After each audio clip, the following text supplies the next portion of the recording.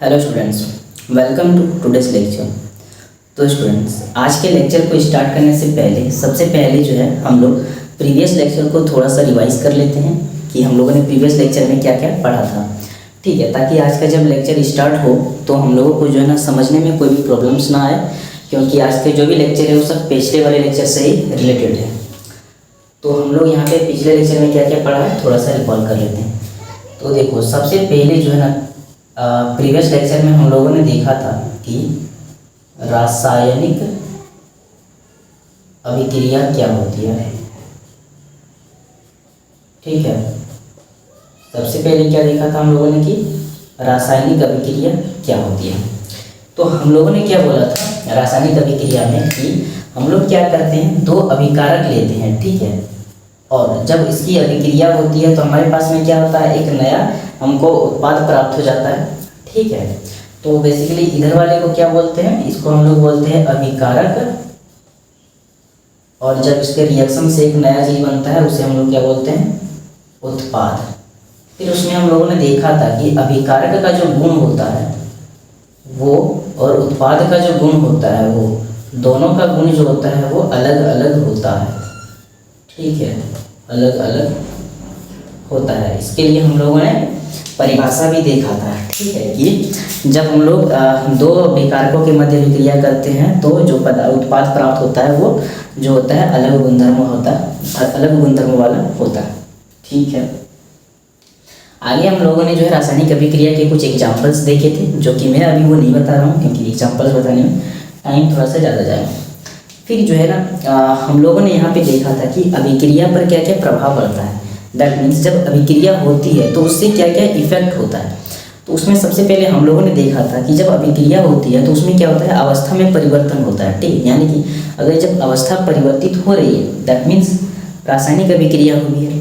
अगर तापमान में परिवर्तन हो रहा है इसका मतलब है रासायनिक अभिक्रिया हुई है। अगर जो है क्या बोला कि रंग में परिवर्तन हुई है दैट मीन्स रासायनिक अभिक्रिया हुई है। ठीक है, तो यहाँ हम लोगों ने समझा। इसके बाद हम लोगों ने जो है कुछ एग्जांपल्स फिर देखे, और फिर हम लोगों ने यहाँ पे देखा था कि द्रव्यमान संरक्षण का नियम क्या होता है। ठीक है, इसके बाद हम लोगों ने क्या देखा, दूसरा जो हम लोगों ने देखा था वो था कि अभिक्रिया पर प्रभाव। अभिक्रिया पर प्रभाव, और तीसरा हम लोगों ने क्या देखा कि द्रव्यमान संरक्षण का नियम क्या है। ठीक है, द्रव्यमान संरक्षण का नियम क्या होता है, तो इसमें क्या कहता है कि किसी भी अभिक्रिया में ना तो हम लोग द्रव्यमान को उत्पन्न कर सकते हैं और ना ही उसको नष्ट कर सकते हैं। तो इसको हम लोगों ने एग्जाम्पल की सहायता से बहुत अच्छे से समझा था। इसके लिए हम लोगों ने क्वेश्चंस भी प्रैक्टिस किया था। ठीक है, फिर हम लोगों ने देखा था कि रासायनिक समीकरण क्या होती है। ठीक है, रासायनिक समीकरण। तो रासायनिक समीकरण में बेसिकली हम लोगों ने क्या देखा था, इसका हम लोगों ने परिभाषा लिखा था। ठीक है, और इसके उदाहरण देखे थे। तो प्रीवियस लेक्चर में इन सब के बारे में हम लोगों ने जो है डिटेल में पढ़ा था। ठीक है, आज का जो लेक्चर है, ठीक है, इसमें हम लोग पढ़ेंगे कि जो रासायनिक समीकरण है उसको कैसे लिखा जाता है। ठीक है, यानी कि उसके लिखने का क्या नियम है, क्या रूल है, और फिर हम लोग देखेंगे कि रासायनिक समीकरण को कैसे जो है संतुलित किया जाता है। ठीक है, तो अगर आपने प्रीवियस लेक्चर को नहीं देखा है तो वो देख लीजिए, क्योंकि उसके बिना आज का लेक्चर जो है समझ में आना इम्पॉसिबल है। अगर आप लोगों ने पहले पढ़ा है तब तो अच्छी बात है।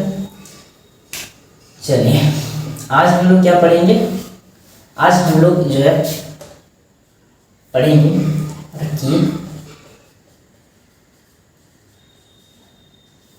रासायनिक समीकरण। ठीक है, और बेसिकली रासायनिक समीकरण में क्या देखेंगे कि इसके लिखने के क्या क्या नियम है। ठीक है, रासायनिक समीकरण को क्या लिखने का क्या नियम है। ठीक है, तो देखो रासायनिक समीकरण को कैसे लिखा जाता है। सबसे पहले हम लोग क्या करते हैं, दो अभिकारक लेते हैं, ठीक है। जब इन दोनों की अभिक्रिया होती है तो हमारे पास में क्या होता है, दोनों के बाद अभिक्रिया होने के बाद हमको उत्पाद प्राप्त होता है। तो हम लोगों ने यहाँ पे क्या किया, मान लेते हैं दो अभिकारक ए बी लिया, उससे जो हमको उत्पाद प्राप्त हुआ वो पी था। तो जो है इसके बेसिस पे हम लोग यहाँ पे क्या करेंगे, इसको लिखेंगे नियम को, दैट मीन्स कि रासायनिक समीकरण के नियम क्या है, यानी कि ये जो समीकरण हम लोगों ने लिखा उसको कैसे लिखा जाएगा, ठीक है। तो पहला नियम तो ये है, रासायनिक समीकरण में क्या लिखेंगे, ये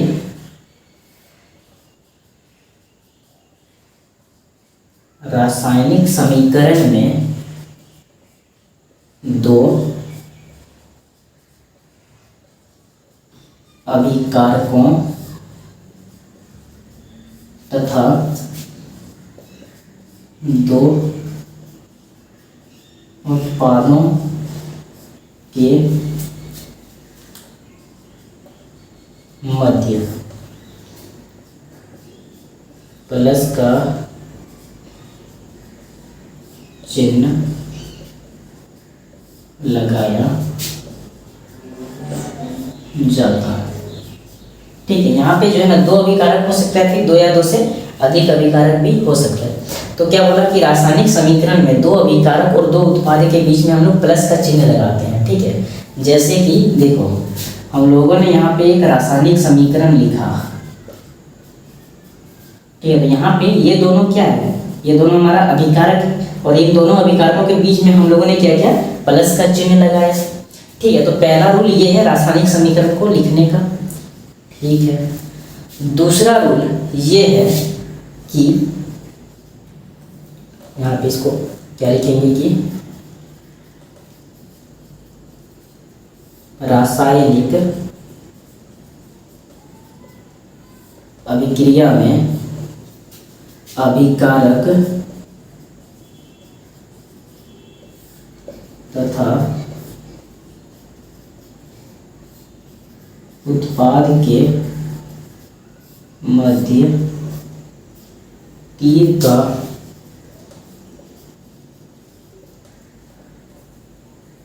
का चिन्ह लगाया जाता है, ठीक है। क्या बोलो, रासायनिक अभिक्रिया में अभिकारक और उत्पाद के मध्य क्या करते हैं हम लोग, तीर का चिन्ह लगाते हैं, ठीक है। देखो ये हमारा अभिकारक है और ये क्या है, उत्पाद है। तो इन दोनों के मध्य में हम लोगों ने यहाँ पे क्या किया, तीर का चिन्ह लगा दिया। तो दूसरा नियम ये था रासायनिक समीकरण को लिखने का, ठीक है। तीसरा जो रूल है रासायनिक समीकरण को लिखने का कि तीर के ऊपर ताप, दाब या फिर उत्प्रेरक को लिखा जाता है, ठीक है। क्या बोलो कि तीर के ऊपर हम लोग क्या करते हैं, ताप, दाब या फिर उत्प्रेरक को लिखते हैं। मतलब जैसे कि ये तीर है, इसके ऊपर में हम लोग को लिखना है, देखो ये दोनों का रिएक्शन होगा, ठीक है ना। अब रिएक्शन कैसे होगा, या तो हम लोग इसको गर्म करेंगे, ठीक है ना, या तो इसको हम लोग क्या करेंगे, गर्म करेंगे, या फिर इस पर प्रेशर लगाएंगे, दाब लगाएंगे, या फिर यहाँ पे हम लोग कोई उत्प्रेरक लगा के इन दोनों का अभिक्रिया कराएंगे, तब जो है हमको ये प्राप्त होगा, ठीक है। तो सर यहाँ पे बोलेंगे कि दाब का और ताप का तो मतलब समझ में आता है, लेकिन उत्प्रेरक का मतलब क्या होता है। तो देखो उत्प्रेरक जो होता है वो क्या करता है, इन दोनों का रिएक्शन करा देता है, ठीक है, लेकिन खुद रिएक्शन में भाग नहीं लेता है, लेकिन ये रिएक्शन दोनों का करा देता है और ये प्रोडक्ट बना देता है, और जो उत्प्रेरक है फिर वापस निकल जाता है। तो बेसिकली उत्प्रेरक का मतलब ये होता है, ठीक है। अब तो हम लोगों ने यहाँ पे जो है रासायनिक जो समीकरण है उसके लिखने के हम लोगों ने 3 नियम देख लिए। एक और नियम है, वो क्या है कि अभिकारकों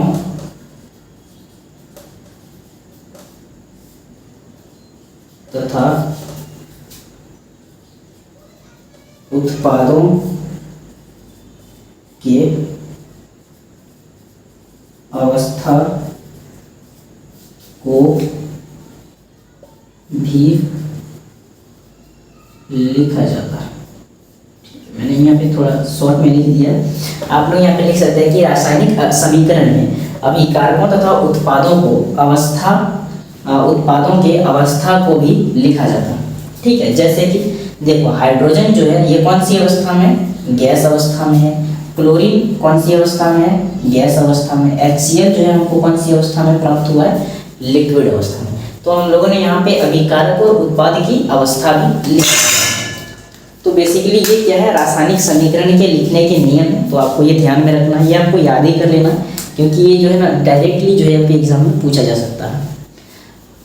तो एक बार देख लेते हैं कि रासायनिक समीकरण के लिखने का क्या नियम है। पहला तो ये था कि रासायनिक समीकरण में दो अभिकारकों या तो दो उत्पादों के बीच में हम लोग यहाँ पे प्लस का चिन्ह लगाते हैं। दूसरा तो यह है कि रासायनिक अभिक्रिया में अभिकारक और उत्पाद के मध्य में तीर का चिन्ह लगाते हैं। फिर तीर के ऊपर में हम लोग यहाँ पे ताप, दाब या फिर उत्प्रेरक को लिखते हैं। फिर क्या बोला, अभिकारक और उत्पादों के यहाँ पे क्या करते हैं, अवस्था को भी लिखा जाता है। तो ये है रासायनिक समीकरण के नियम। ठीक है ना, तो आप लोग अगर लिख रहे हैं तो उतार लीजिए। इसके बाद हम लोग आगे बढ़ेंगे।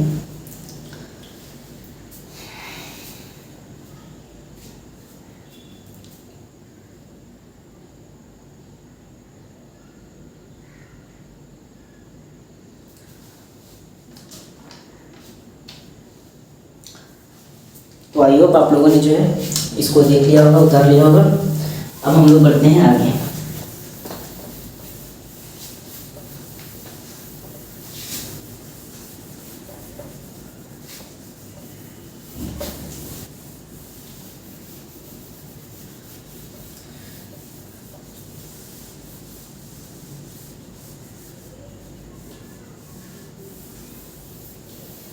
अब देखो, अभी हम लोग क्या पढ़ेंगे कि जो रासायनिक अभिक्रिया होती है, ठीक है, क्या ये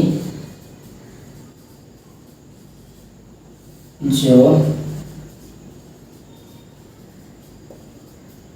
रासायनिक अभिक्रिया होती है वो बेसिकली दो तरह से होता है। ठीक है, क्या बोला कि रासायनिक अभिक्रिया जो होती है ये मेनली दो तरह से होता है। पहला, ऐसी अभिक्रिया जिसमें हम लोग क्या किए, दो अभिकारक ले लिया। ठीक है ना, इसका जब जो है रिएक्शन हुआ यानी कि अभिक्रिया हुई तो हमको उत्पाद मान लेते हैं P प्राप्त हुआ। ठीक है, और इधर भी हम लोगों ने क्या किया, दो अभिकारक A भी लिया। जब इसकी अभिक्रिया हुई तो हमको उत्पाद प्राप्त हुआ P। अब देखो, अगर ये हमारे पास में अभिकारक है, ये अभिकारक है और ये क्या है, उत्पाद है। ठीक है ना, सेम इसमें भी ये हमारा क्या है, अभिकारक और ये है उत्पाद। ठीक है, अब देखो जब क्या हुआ कि अगर हम लोग पहले इस अभिक्रिया को देखते हैं, ठीक है, इधर वाले को, तो जब हम लोग यहाँ पे अभिकारक की जब अभिक्रिया हुई तो उत्पाद प्राप्त हुआ। ठीक है, लेकिन क्या ये उत्पाद जो है वापस से अभिकारक में बदल सकता है, यानी कि ए बी जो है मिल करके यहाँ पे P बन गया, क्या ये P वापस से AB बन सकता है? ठीक है, तो यहाँ पे हम लोग देखते हैं। एंड दूसरा कि ये जो है AB, ठीक है, रिएक्शन होकर P बन गया, तो क्या ये वापस से बनेगा या फिर नहीं बनेगा? तो यहाँ पे हम लोग को वही देखना है। तो ऐसी अभिक्रिया जिसमें जो अभिकारक है वो उत्पाद बन गया और ये उत्पाद वापस से अगर अभिकारक नहीं बन पाता है तो उसे हम लोग जो है अनुत्क्रमणीय अभिक्रिया कहते हैं। ठीक है ना, अनुत्क्रमणीय अभिक्रिया। इसके एग्जांपल्स भी आपको दूंगा, इसके बाद मैं आपको जो है ना डिटेल में समझाऊंगा। ठीक है, तो उसे क्या बोलेंगे, अनुत्क्रमणीय अभिक्रिया। लेकिन ऐसी अभिक्रिया जिसमें जो अभिकारक है वो उत्पाद बन गया और वो उत्पाद वापस से अभिकारक बन जाए तो उसे हम लोग क्या कहते हैं, उत्क्रमणीय अभिक्रिया कहते हैं। उत्क्रमणीय अभिक्रिया। ठीक है, तो यहाँ पे अनुत्क्रमणीय अभिक्रिया में क्या होता है, जो अभिकारक होता है वो सीधा उत्पाद बन जाता है।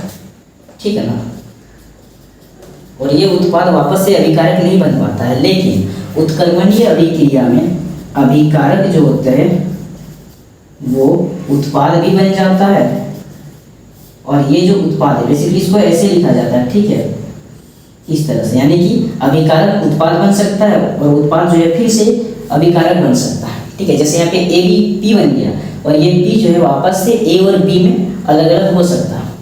ठीक है, इसका एग्जाम्पल्स देखिए हम लोग यहाँ पे इसको समझेंगे। तो देखो एग्जाम्पल हम लोग लेते हैं। यहाँ पे हम लोगों ने क्या लिया, मैग्नीशियम और O2। देखो जब इन दोनों की अभिक्रिया होती है, ठीक है, जब इन दोनों को जलाया जाता है तो क्या बन जाता है, मैग्नीशियम ऑक्साइड बन जाता है। ठीक है, मैग्नीशियम जो होता है ये सॉलिड होता है, ऑक्सीजन जो होता है ये गैस होता है और मैग्नीशियम ऑक्साइड क्या होता है, सॉलिड होता है। अब देखो जैसे कि ये दोनों का रिएक्शन हुआ तो क्या बन गया, MgO बन गया। तो क्या ये मैग्नीशियम ऑक्साइड, क्या ये मैग्नीशियम ऑक्साइड जो है ये वापस से इन दोनों में कन्वर्ट हो सकता है, यानी कि इन दोनों में बदल सकता है? ये नहीं बदल सकता है। ठीक है, ये जो है वापस से इन दोनों में नहीं बदल सकता है। तो इसलिए यहाँ पे इसको क्या बोलेंगे, अनुत्क्रमणीय अभिक्रिया। ठीक है, ऐसी अभिक्रिया जिसमें जो अभिकारक है वो उत्पाद में तो परिवर्तित हो सकता है लेकिन उत्पाद वापस से अभिकारक में परिवर्तित नहीं हो सकता। ठीक है, अब अगर हम लोग उत्क्रमणीय अभिक्रिया का उदाहरण देखें तो देखो मान लेते हैं यहाँ पे हमारे पास में जो है ना आग जलाते हैं, ठीक है ना, और ऊपर में हम लोगों ने क्या रखा है, एक बर्तन रख दिया है। ये बर्तन है और इस बर्तन को जो है ना ऊपर से क्या कर दिया हम लोगों ने, ढक दिया है। इस बर्तन में क्या है, पानी है। ठीक है, अब देखो ये पानी को जब हम लोग गर्म करेंगे, ठीक है, पानी को गर्म करेंगे तो पानी क्या होगा, इसका वाष्प बनेगा। ऊपर से तो ढक दिया, पानी क्या होगा, वाष्प बनेगा। ठीक है, और ये वाष्प जो है वो क्या होगा, यहाँ पे जो है ना ऊपर में जो ढका हुआ है उसके सरफेस पे आ जाएगा। ठीक है, अब ये वाष्प क्या होता है कि धीरे धीरे वापस यहाँ पे जल का बूंद बन जाता है। ठीक है, यहाँ पे क्या होता है, जल के बूंद के रूप में यहाँ पे आ जाता है। तो यहाँ पे हम लोगों ने देखा, क्या देखा कि जो जल है, ठीक है, इसको गर्म किया तो क्या बन गया, ये वाष्प बन गया। ठीक है ना, वाष्प क्या है, एक प्रकार से गैस है। जल जो था वो हमारा लिक्विड था। तो देखो ये हमारे पास में मान लेते हैं अभिकारक है और ये उत्पाद है।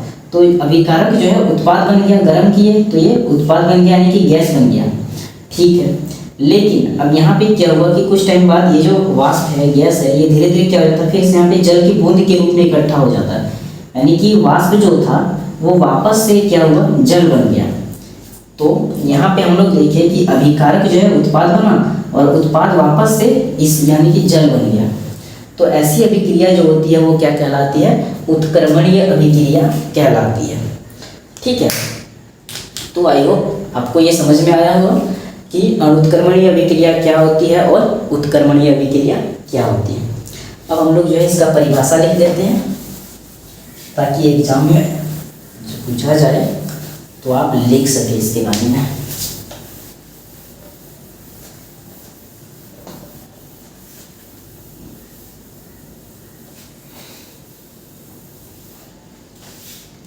पहला जो है वो है अनुत्क्रमणीय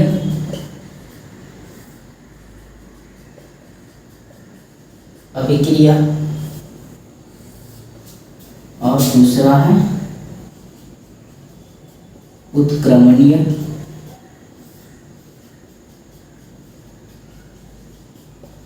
अभिक्रिया।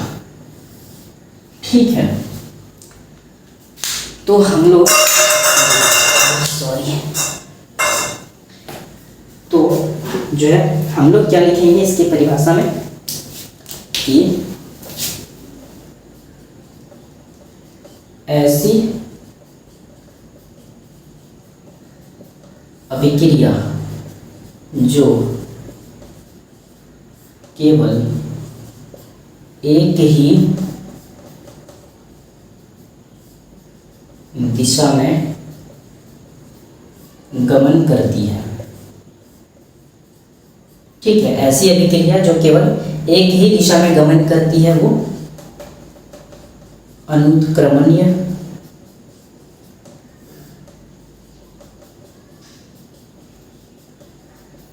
अभिक्रिया कहलाती है। आप इसके जो है उदाहरण भी लिख दीजिए यहाँ पे, जैसे मैग्नीशियम प्लस O2 MgO बन गया ठीक है। यहाँ पे आप H2 + Cl2 2HCl लिख दो। तीसरा जो है जिंक + H2SO4 और उससे बन जाएगा क्या, जिंक SO4 + H2। तो आप जो है यहाँ पे इसके उदाहरण लिख देंगे। ठीक है। अब उत्क्रमणीय अभिक्रिया में क्या लिखेंगे, यहाँ पे क्या लिखेंगे कि ऐसी अभिक्रिया जो दोनों दिशाओं में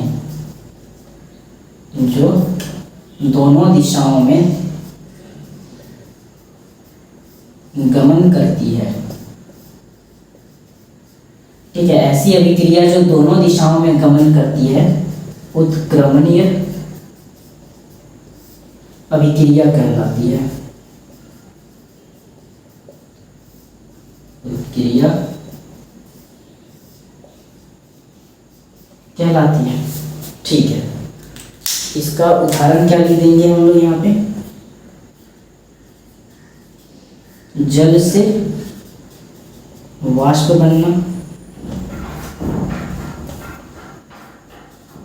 जल से क्या बनेगा, वाष्प बनेगा, और फिर वाष्प से क्या बन जाएगा, जल। यहाँ पे जल जो है वो लिक्विड में है, इधर गैस अवस्था में, लिक्विड से गैस बन गया, वापस से फिर गैस से यहाँ पे लिक्विड बन गया। ठीक है। अब देखो, हम लोगों ने प्रीवियस लेक्चर में देखा था कि जब कोई लिक्विड से गैस बनता है, ठीक है, तो उसे क्या कहते हैं, उसे हम लोग क्या कहते हैं, वाष्पीकरण। जब कोई लिक्विड से गैस बनेगा तो उसे क्या बोलते हैं, वाष्पीकरण। लेकिन जब कोई वाष्प से अगर वापस लिक्विड बनता है, यानी कि गैस से अगर लिक्विड बनता है तो क्या बोले, लिक्विड से गैस में बदला तो उसे हम लोग वाष्पीकरण बोले। लेकिन जब गैस से वापस लिक्विड में कन्वर्ट होगा तो उसे क्या बोलेंगे। ठीक है, तो यहाँ पे जो है, अगर आपको पता है, 9th क्लास में आप लोगों ने पढ़ा होगा, अगर आपको पता है तो कमेंट कीजिए। तो देखो, जब कोई गैस से जो है वापस लिक्विड बनता है तो उसे हम लोग क्या बोलते हैं, संघनन कहते हैं। ठीक है, संघनन। आपको जो है ना ये सब पॉइंट वर्ड जो है, संघनन क्या होती है, वाष्पीकरण, ये सब याद रखना है, क्योंकि ऑब्जेक्टिव क्वेश्चन में जो है ना इसके बारे में आपको पूछा जा सकता है। ठीक है, तो उत्क्रमणीय अभिक्रिया जो होती है, इसके बारे में आप लोग समझ चुके होंगे। तो एक बार इसको रिकॉल करते हैं, इसके बाद हम लोग आगे बढ़ेंगे। हम लोगों ने यहाँ पे बोला कि रासायनिक अभिक्रिया जो होती है वो दो तरह से होती है। एक तो ऐसी अभिक्रिया होगी जिससे जो है अभिकारक से उत्पाद बन गया और वो उत्पाद जो है वापस अभिकारक में बदल सकता है, तो वो उत्क्रमणीय अभिक्रिया कहलाएगी। और दूसरा, जो अभिकारक से उत्पाद तो बन गया लेकिन उत्पाद से वापस से जो है अभिकारक नहीं बन सकता है, तो उसे हम लोग अनुत्क्रमणीय अभिक्रिया बोलेंगे। परिभाषा में हम लोगों ने यहाँ पे लिखा कि ऐसी अभिक्रिया जो केवल एक ही दिशा में गमन करती है वो अनुत्क्रमणीय है, लेकिन ऐसी अभिक्रिया जो दोनों दिशा में गमन करती है, इधर से इधर भी और इधर से इधर भी, वो क्या कहलाएगी, उत्क्रमणीय अभिक्रिया। ठीक है, तो आप लोग लिख लीजिए। इसके बाद यहाँ पे जो हम लोग आगे बढ़ेंगे।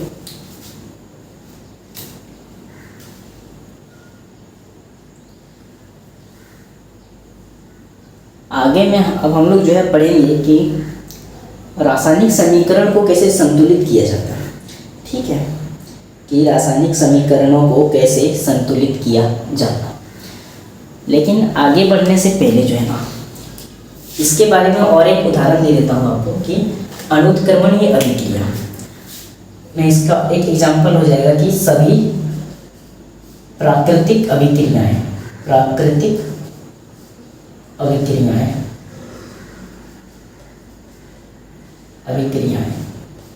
मतलब, अब प्राकृतिक अभिक्रिया का मतलब क्या हो गया, तो देखो, जैसे कि जो समुद्र से जो पानी होता है वो क्या होता है, नदी का जो पानी होता है वो समुद्र में जाता है। क्या समुद्र का पानी वापस नदी में आ सकता है, नहीं आ सकता है, यानी कि यहाँ से गया लेकिन वहाँ से वापस आ नहीं सकता है, तो यहाँ पे ये अनुत्क्रमणीय अभिक्रिया कहलाएगा, यानी कि वो तो प्राकृतिक अभिक्रिया के अंदर आ जाएगा।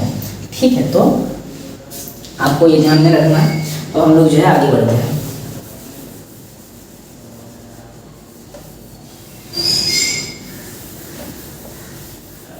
अब हम लोग पढ़ेंगे कि जो रासायनिक समीकरण होती है उसको कैसे संतुलित किया जाता है, जो कि एग्जाम में आपको इसमें जो है ना ऑब्जेक्टिव में 2 नंबर का क्वेश्चन हो, चाहे 3 नंबर का, चाहे 5 नंबर का, जो है तीनों में आपको इससे क्वेश्चंस मिलेगा।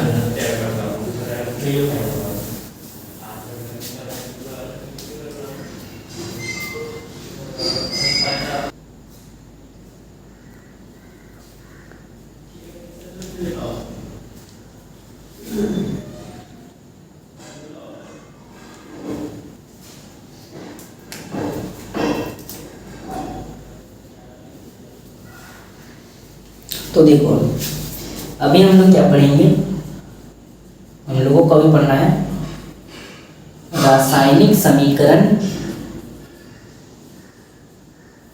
को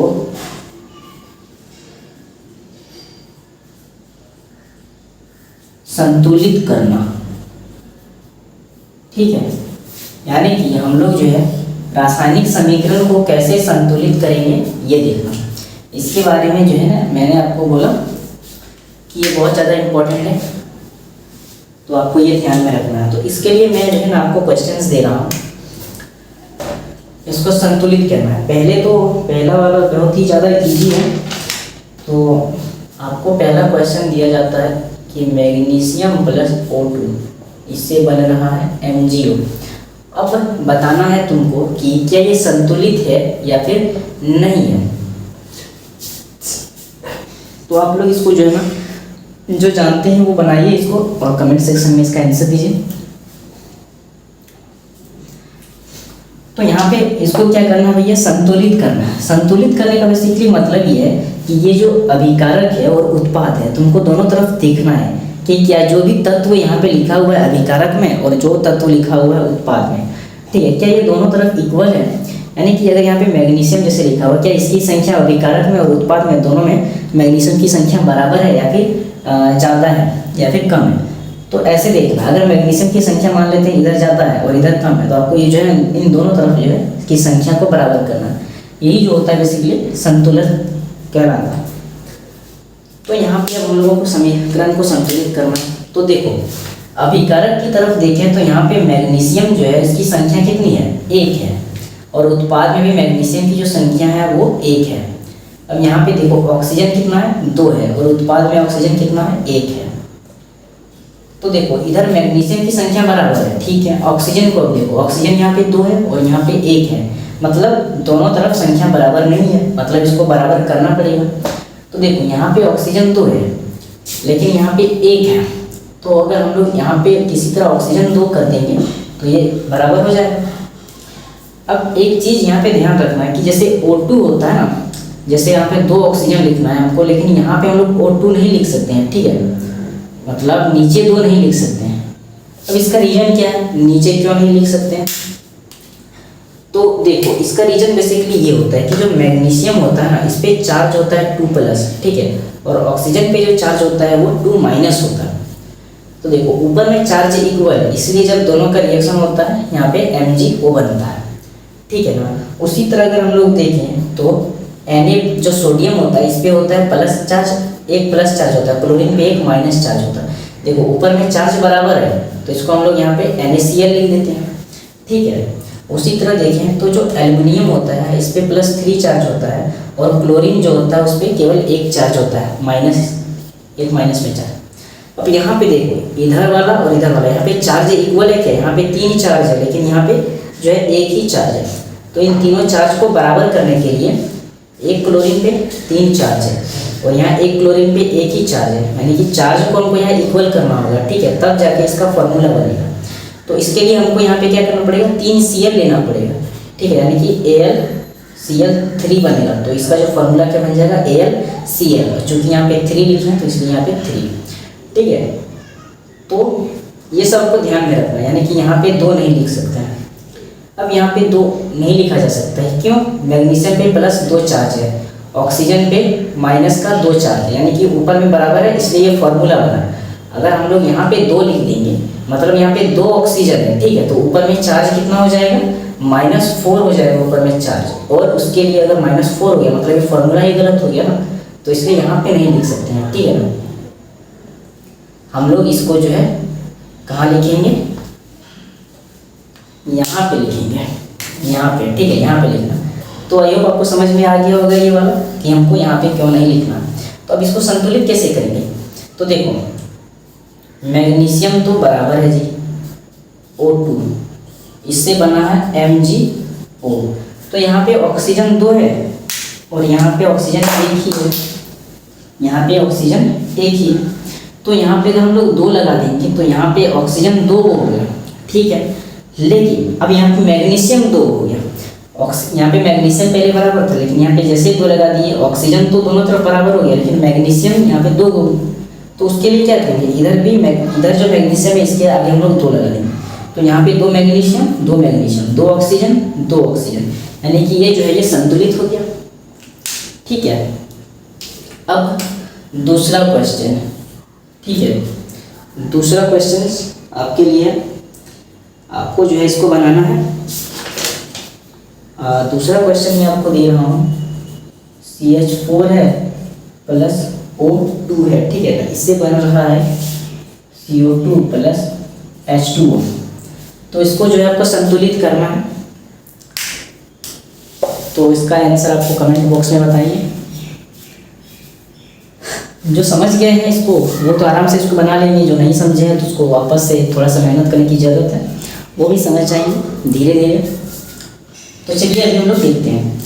तो अगर हम लोग इधर देखें, सबसे पहले हम लोग देखते हैं कार्बन को। यहाँ पे कितना कार्बन है जी, अभिकारक में पहले देखो, ठीक है। ये अभिकारक, ये है उत्पाद।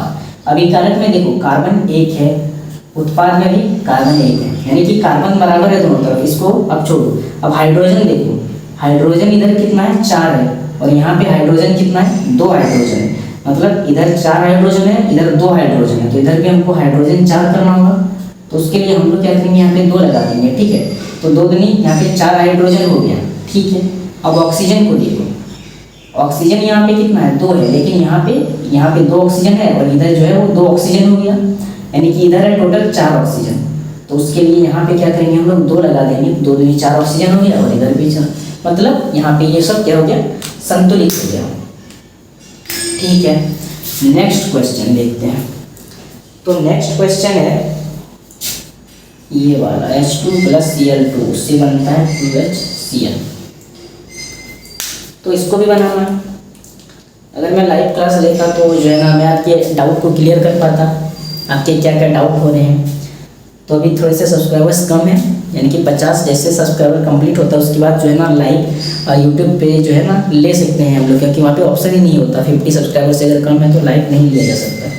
तो आप लोग जो है जल्दी से 50 सब्सक्राइबर्स कंप्लीट कराइए, इसके बाद हम लोग लाइव क्लास में पढ़ेंगे। इसके बाद आपका जो भी डाउट होगा साथ ही में क्लियर हो जाएगा। तो इसको हम लोग कैसे बनाएंगे, देखो यहाँ पे हाइड्रोजन 2 है और यहाँ भी 2 हाइड्रोजन, मतलब ये दोनों तो इक्वल है, यानी कि हाइड्रोजन इधर और इधर बराबर है। अब क्लोरीन को देखो, यहाँ पे 2 क्लोरीन है और यहाँ भी 2 क्लोरीन है, मतलब यहाँ पे कुछ करना ही नहीं है, ये तो पहले से संतुलित है। यहाँ भी बोल सकते हैं कि संतुलित समीकरण है,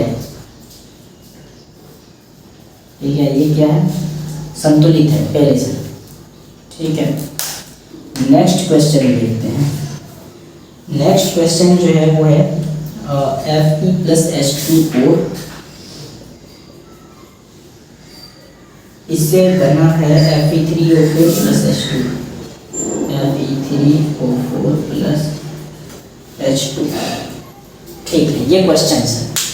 अब देखो इसको कैसे बना, यहाँ पे देखो Fe जो है 1 है और इधर 3 Fe है, तो इधर Fe को बराबर कर दिया, 3 इधर लगा दिया तो 3 Fe हो गया, इधर Fe3 यानी बराबर हो गया। अब H2 देखते हैं, यहाँ पे H2 कितना है 2 है, यहाँ भी H2 2 है, मतलब हाइड्रोजन जो है वो बराबर है। ऑक्सीजन को देखो, यहाँ पे ऑक्सीजन कितना है 1 है, लेकिन यहाँ पे ऑक्सीजन कितना है 4 है, तो हमको ऑक्सीजन को जो है 4 करना पड़ेगा। तो इधर हम लोग क्या करेंगे 4 लगा देंगे, तो इधर 4 लगाएंगे तो ऑक्सीजन इधर 4 हो गया, इधर भी 4 हो गया। लेकिन दिक्कत ये हो गया कि यहाँ पे हाइड्रोजन अब 8 हो गया, 4 में यहाँ पे 8 हाइड्रोजन हो गया और इधर 2 ही हाइड्रोजन है। तो उसके लिए क्या करेंगे हम लोग वापस से फिर यहाँ भी 4 लगा देंगे, तो ये जो है संतुलित हो गया। देख लो Fe 3 हुए हैं, इधर भी Fe 3 है, हाइड्रोजन यहाँ पे टोटल 8 है, हाइड्रोजन इधर भी 8 है, ऑक्सीजन हो गया, ऑक्सीजन कितना है यहाँ 4 ऑक्सीजन है और यहाँ भी 4 ऑक्सीजन है, यानी कि ये भी संतुलित हो गया। नेक्स्ट क्वेश्चन है हमारे पास में कि CO2 + H2O, ये आपको जो है ना होमवर्क दिया जा रहा है। तो जो भी स्टूडेंट इसको बना पाएंगे वो कमेंट सेक्शन में इसका आंसर लिखेंगे। C6H12O6 + H2O, ठीक है। तो ये जो है आपको होमवर्क है, इसको आपको संतुलित करना है। कैसे कीजिएगा? आराम से सीरियली, पहले कार्बन की संख्या को बराबर करो, फिर ऑक्सीजन की संख्या बराबर करो, फिर हाइड्रोजन, इसके बाद इधर ऑक्सीजन तो है, मतलब इस तरह से आप करेंगे तो जो है ना सब आपसे जो है बन जाएगा। तो आई होप आज का जो लेक्चर है आपको समझ में आया होगा, ठीक है। अगर आप भी चाहते हैं कि हम लाइव क्लास में आपको पढ़ाएं तो जो है जल्दी से 50 सब्सक्राइबर्स कंप्लीट कराइए, क्योंकि हम लोग बहुत ही नज़दीक हैं। इसके बाद हम लोग लाइव क्लास में समझेंगे सब कुछ। तो देखो, अगर आपको कोई भी फिलहाल डाउट हो रहा है तो जो है ना व्हाट्सअप चैनल का लिंक नीचे दिया गया है, व्हाट्सअप ग्रुप, तो वहाँ जाके ज्वाइन होइए और जो भी डाउट है वो पूछिए, मैं आपको वो सब बताऊँगा डाउट। तो आज के लेक्चर में जितना कुछ पढ़ा है हम लोग सबसे पहले रिकॉल कर लेते हैं। तो देखो, सबसे पहले जो है ना हम लोगों ने यहाँ पे देखा कि रासायनिक समीकरण को लिखने के क्या क्या नियम है। तो उसमें हम लोगों ने बोला कि दो अभिकारक या फिर दो उत्पाद के बीच में क्या करते हैं, प्लस का साइन लगाते हैं, फिर उत्पाद और अभिकारक के बीच में एक तीर का निशान लगाते हैं, उस तीर के ऊपर क्या करते हैं, ताप, दाब या फिर उत्प्रेरक को लिखते हैं, और फिर हम लोगों ने बोला कि जो भी अभिकारक है और जो भी उत्पाद है उसकी अवस्था को भी लिखा जाता है। तो ये रासायनिक समीकरण को लिखने के नियम है। उसके बाद हम लोगों ने यहाँ पे देखा कि जो रासायनिक अभिक्रियाएं होती है वो दो तरह से हो सकती है, ठीक है। पहला उत्क्रमणीय अभिक्रिया, दूसरा अनुत्क्रमणीय अभिक्रिया। उत्क्रमणीय अभिक्रिया में क्या होती है, जो अभिकारक होती है वो उत्पाद बन जाता है, उत्पाद वापस से अभिकारक में बदल सकता है। लेकिन अनुत्क्रमणीय अभिक्रिया में ऐसा नहीं होता है, अभिकारक उत्पाद में तो बदल सकता है लेकिन उत्पाद वापस से अभिकारक में बदल नहीं सकता है, ठीक है। इसके बाद हम लोगों ने यहाँ पे समझा कि रासायनिक समीकरणों को कैसे संतुलित किया जाता है, और उसमें हम लोगों ने आज 5 क्वेश्चंस को प्रैक्टिस किया। नेक्स्ट लेक्चर में हम लोग जो है ना इसके और भी क्वेश्चंस को प्रैक्टिस करेंगे, क्योंकि अगर इस चैप्टर में कुछ भी ज़्यादा इंपॉर्टेंट है तो यही सबसे ज़्यादा इंपॉर्टेंट है, रासायनिक समीकरण को संतुलित करना, क्योंकि इससे जो है ना क्वेश्चन 1 नंबर में, 2 नंबर, 3 नंबर, 5 नंबर, यानी कि हर टाइप में जो है ना ये क्वेश्चन आपको मिलेगा ही मिलेगा। तो ये बहुत ज़्यादा इंपॉर्टेंट है आपके लिए, तो आपको ये ध्यान में रखना। नेक्स्ट लेक्चर में हम लोग मिलेंगे, तब तक के लिए जय हिंद। और हाँ, चैनल को सब्सक्राइब जरूर कर लीजिए।